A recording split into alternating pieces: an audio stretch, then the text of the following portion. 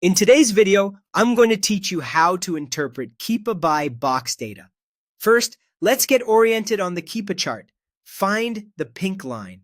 That line represents the buy box price history, which is the price most customers actually pay when they click the main buy button on the listing. Think of it as the real marketplace price, not just the lowest offer or a random seller's price. Understanding why this matters is crucial. Roughly 80% of Amazon sales happen through the buy box. If you're not winning the buy box, your listings will likely see very few, if any, sales.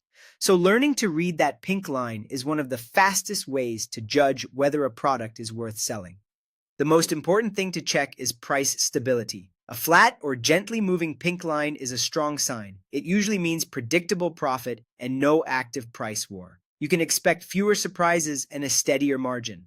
On the other hand, if the pink line shows sharp drops, a jagged zigzag pattern, or a persistent downward trend, that's a red flag.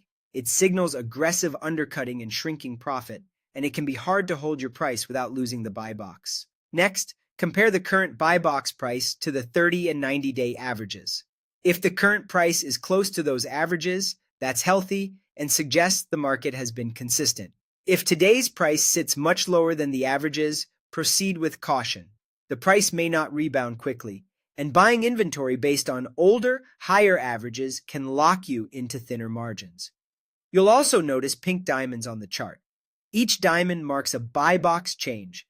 A few diamonds over time indicate a stable listing where the buy box isn't being yanked around constantly. A cluster of diamonds means frequent shifts, which usually come from high competition and constant undercutting. Pay attention to who owns the buy box. If Amazon itself is holding it, competing is very difficult and win rates are typically low. If third-party sellers rotate the buy box, that's a better opportunity. Rotation means multiple sellers get a turn, giving you a fair shot if you're priced competitively and meet performance metrics. For a deeper dive, check buy box share percentages. If Amazon's buy box share is between 80 and 100%, it's best to avoid. If it's near 0 to 20%, that's a good sign. Also review the top seller's share. When one seller controls 90% or more, the listing is dominated. Lower shares point to fairer competition. By reading these signals together, you'll make smarter, faster decisions on every product you evaluate.